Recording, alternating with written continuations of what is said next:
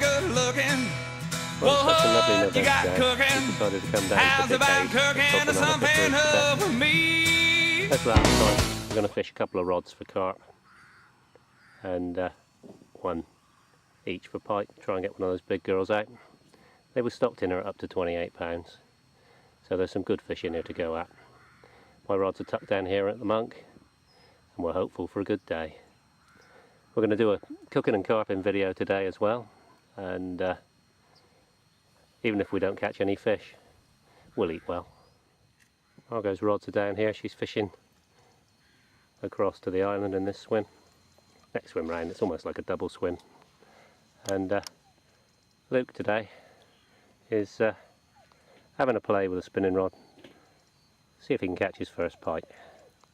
It'll teach him to cast if nothing else. It's the best way of learning to cast properly, pike spinning. And it's good fun too, keeps you warm on a cold day, not that it's cold today. To see if he gets his string pulled. Just to add a little bit of spice to proceedings today, I see over on the other side of the lake we got Chris and Jay from back of the landing net. Chris looks very, very relaxed.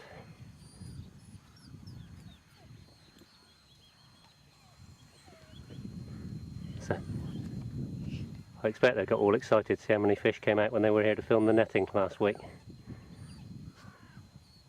Good luck, boys. We are at Big Haze at Todburn Manor today. The weather is gorgeous. It's getting towards the end of November, so I'm thinking I need something a bit warming today, although the weather sort of defies that. So I was going to do a chicken one pot. We've got friends coming over later, so the whole chicken here that you can see will serve all 5 of us. We've got lots of vegetables here. We've got washed mid potatoes, which I plan to just put in whole. We've got Savoy cabbage, we've got leek, we've got turnips, bunch carrots, rosemary. We've got some fresh haricot beans that I managed to source at WI market this week. Got some proper old scrumpy. And then we've got some banana shallots, which I'm going to leave whole as well. So let's get this thing started.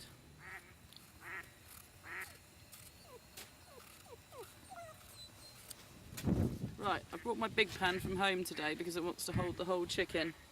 So what we're going to do, we've got the whole chicken, but I don't want the base of the chicken to be on the direct heat of the pan because that'll be too much. So I've sliced some turnip. I'm just going to use it as a bit of a plateau for the chicken to sit on. So we'll just chuck those in the bottom. The wonderful thing about this is once you get it going, you can just walk away from it and hopefully catch a few fish. So then you've got the whole chicken, we're just going to sit that on top. That's very simple. And then it's just a question of getting the rest of our vegetables fitted into there, pouring over some stock. I don't have fresh stock obviously because I'm by the lake today, so I have a chicken stock cube. That'll deepen the flavour of the chicken as it's cooking. We'll have the scrumpy in there as well. All very simple, all very winter warming, proper menu for this time of year.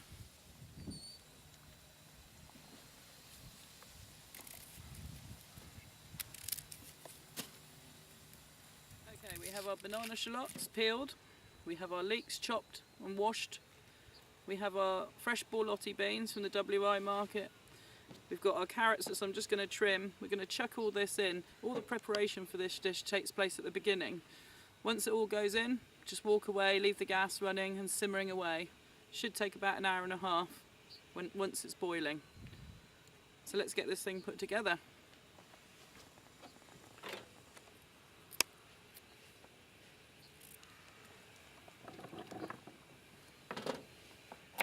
Okay, we've got our chicken and our turnips sat underneath. It's just a question now of filling all this around now. I'm leaving the carrots whole just because I like the look of it. Shallots.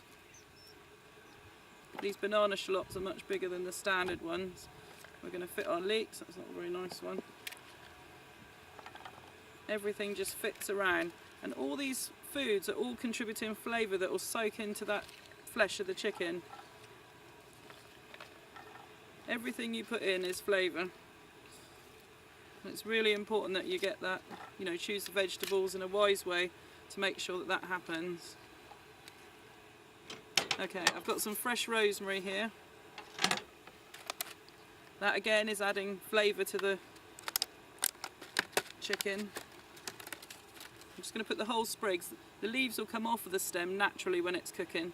So we'll just literally just feed some of that around. Okay, next got to get a few of these potatoes in. Need to try and allow a couple each, I suppose.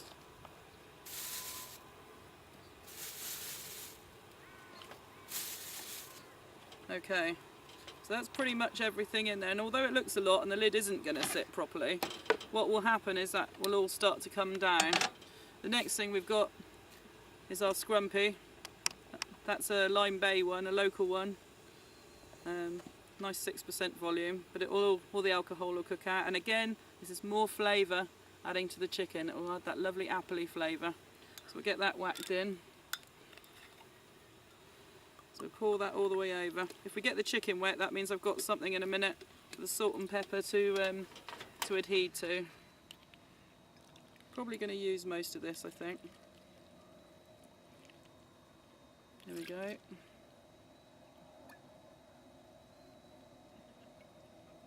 That's really nice, actually. And then salt and pepper. Really must season this dish, as it'd be really bland. Pepper. I've got this stock cube. Again, this just adds a depth of flavour, enhancing everything all the time. Just break it into bits, it'll break up as it's cooking. Right, so everything's in here, just a question of pouring some water on now. We want to come about, I suppose, about just under halfway up of the chicken, or this pan anyway, because flavours will be released and the vegetables will produce their own juice as well. So that's probably not far off. We can always add more, but the juice of the chicken that comes off will be the result of our gravy, so we'll be making gravy and thickening that at the other end once we lift everything out. But that's it for now. That's going to go straight on the stove, come to the boil, hour and a half, the whole dish should be done.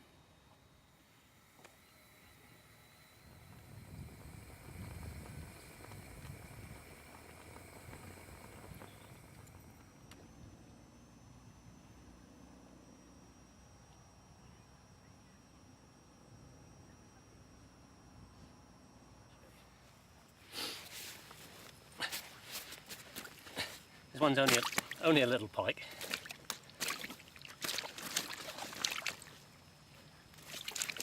He's a wiggler. You can either hold them across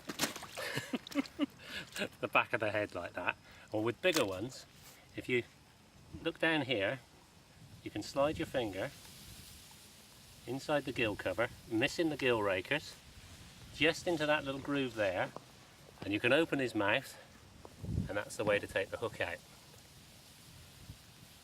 Wouldn't take very much. He's only a little fish, 3 pounds perhaps, but he could eat a half-pound roach, no problem at all. A gill raker. That's what you shouldn't do. You're going to pick it up? You might be safer picking it that way because he's too small to put your finger in the gill, really. Across the top like that, and then the tail. There we go, my first pike. Let's put him back in the water.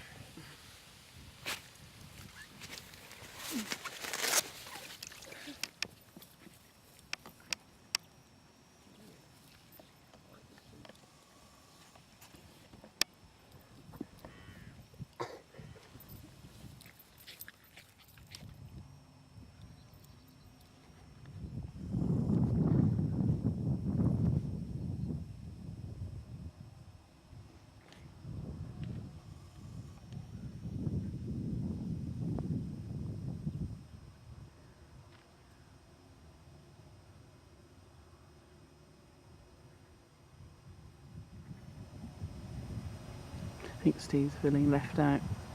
Luke and I have both had pikes this morning. Here come our lunch friends.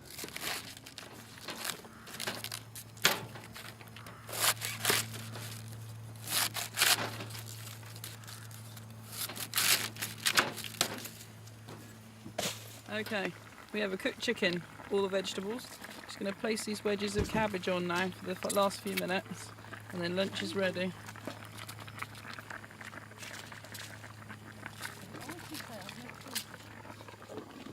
There we go.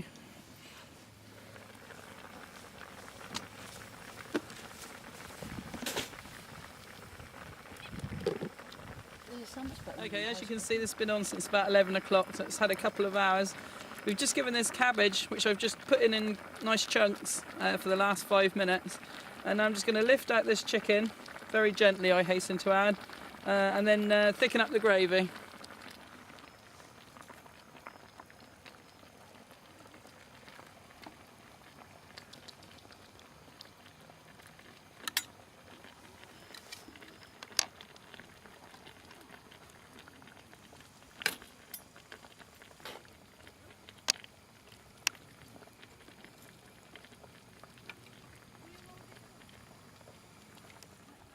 Okay, we are by the lake, and normally I would deglaze the pan properly, but simplicity is best. We just have ordinary chicken gravy granules, which I'm going to sprinkle in, and they will just dissolve in the sauce and thicken it at the same time. I'm just going to stir that in with all the vegetables. All those vegetables that were in at the beginning now are just beautifully cooked. See how that sauce is thickening up? That's going to be our gravy in a minute. I also have some very simple thickening granules, which is easy to use in corn flour. Because if you add too much of the gravy granules, it make it too salty. I'm just going to stir those in. They act like corn flour. I've got most of the liquid at this end, most of the vegetables at that end, just for simplicity for a minute. And then I'll work it all through. You can see our whole shallots, our whole carrots, potatoes, cabbage. The rosemary now has come off of its stem, so we can just get rid of those bits. The leaves are stayed in there, which is what we want to happen. There's an odd chicken wing there which can come out.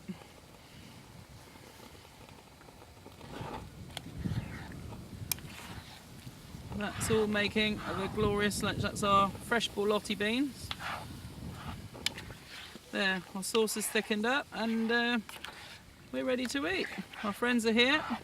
Oh, there's a bit of turnip. Now, does that look delicious or what?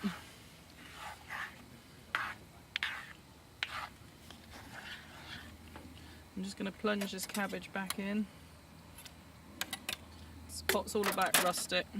We want it all hot, and it's out in the cold wind. I don't have any heating tools here to keep things hot, so get it all mixed in. Another rosemary stem. Now on a day like this, actually, because when we arrived here the sun was out, now it's gone in, it's actually a little bit chilly, so something like this by the lake is going to be really warming on us, for us. Can't wait to tuck in. There we go, looking good. Let's get this gas off and get the whole thing served up. Okay, we've got our chicken, it's literally just going to flake off the bone. It's been braised, it looks fantastic. Look at that, that just comes off neatly. And all we've got to do is just pick out some potato, some shallot, some carrot, some cabbage, bit of everything on that plate, and that is one hell of a meal. Look at that, who wouldn't want lunch with Cookin and Carpin? Here we go, one pot chicken, cooked by the bank, Cookin and Carpin, on a November Sunday afternoon. We've got friends here today, we're going to sit and tuck in now. That should warm the cockles of our heart, shouldn't it? Hey, hey, good looking. What you got cooking? How's about cooking something up for me?